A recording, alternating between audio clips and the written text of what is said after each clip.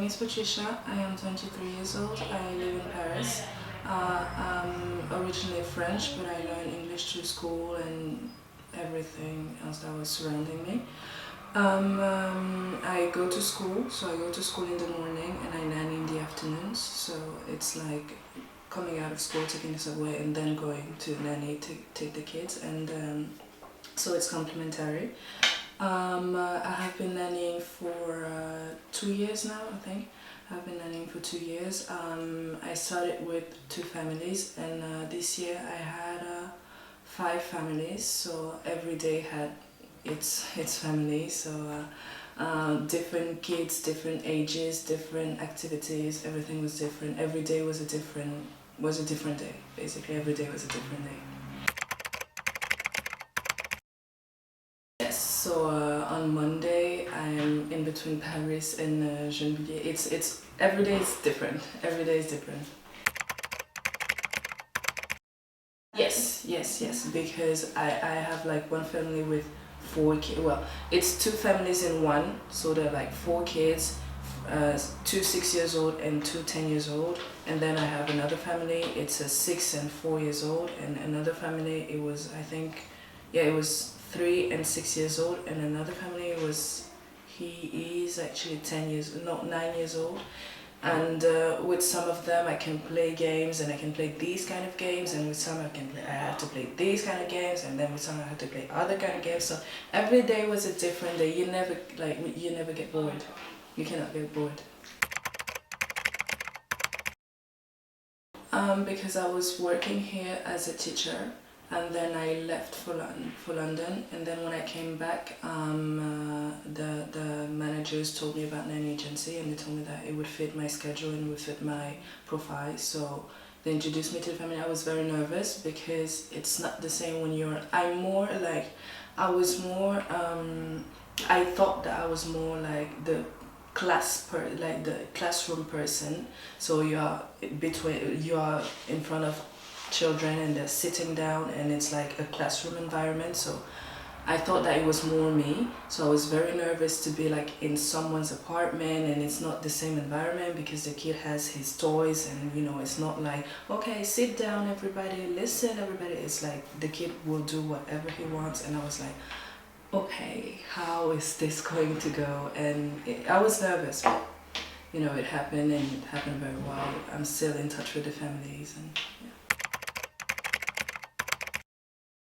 yeah, it's heartbreaking to leave them. It's a lot. Even like for myself, I'm very uptight as a person. I was very uptight. Like, I was the kind of person, I would never laugh, I would never get funny, I would never like joke around, I would never like go crazy.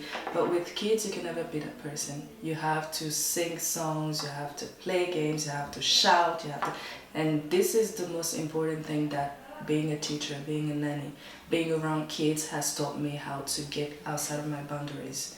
Now I can be funny, I can play, I can laugh, I can shout, I can jump, I can do so many stuff that I was not allowing myself to do because I was in that like box, and I would just be like this, sitting like, don't move. And now I'm like more open with everything. So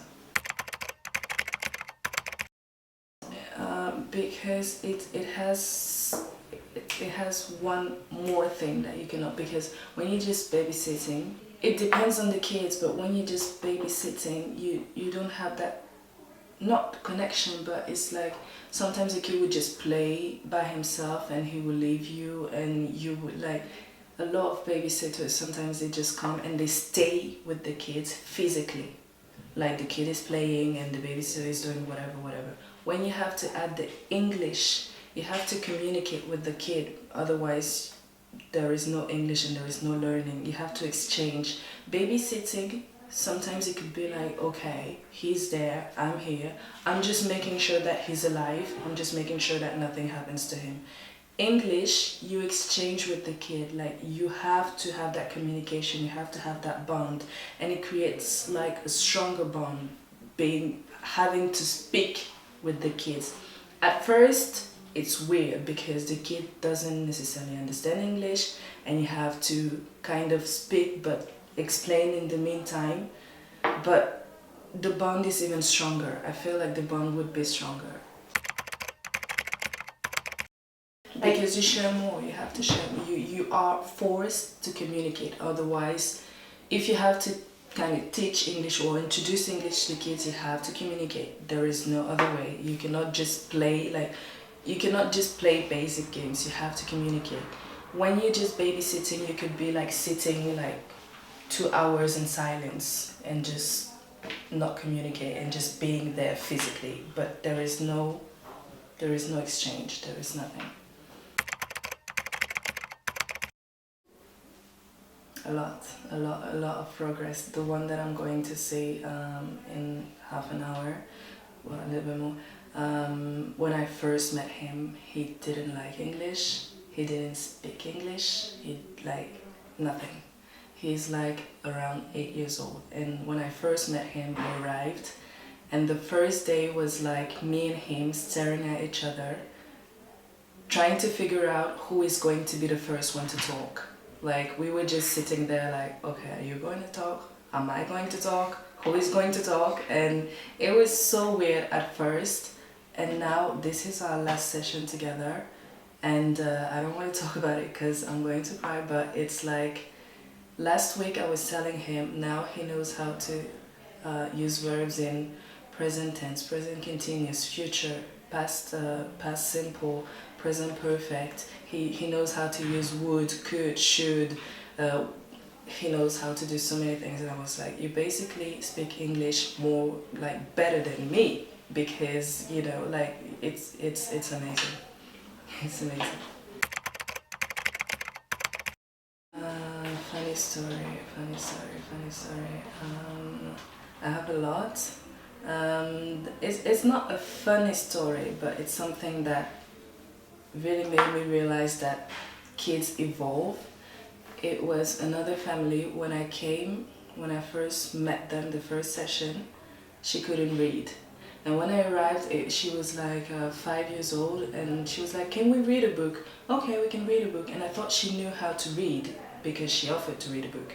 And I was like, okay, so what is this word? And she was like, I don't know how to read. And it was like, okay, if we put this letter and this letter together, what do you think it sounds like? And she was like, I don't know how to read.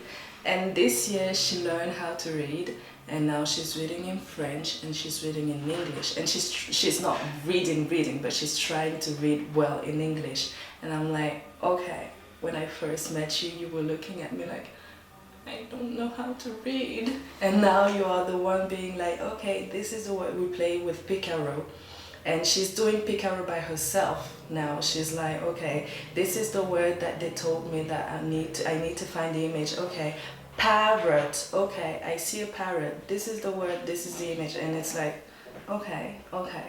If there is something that I have noticed, it's the fact that the kids evolve. And it's crazy because you see them every day and you don't realize, but when you compare from the first day to the last day, it's like, okay, you've grown up so much. What happened? That's a beautiful story. And what do you like the most about being a nanny? Sharing, because I live by myself. So it's like when you go like meet the kids, you have somebody to talk to. It's not deep conversations, you know, we're not going to talk about this or that subject, and it feels good to not have deep conversations. So it's the fact that we share. We just share. We're just being silly. We just share. It's the exchange. First of all, it was convenient with the schedule, because since I'm going to school, it was convenient with my schedule. But one of the other advantages is you create new families, basically, because some people, some kids, you are with them a whole afternoon, and then the parents come and then you tell them what happened, and you create new families. So right now I'm able to say that I have at least 4 other families that are around Paris, that are, that I'm in contact with, that I know the kids.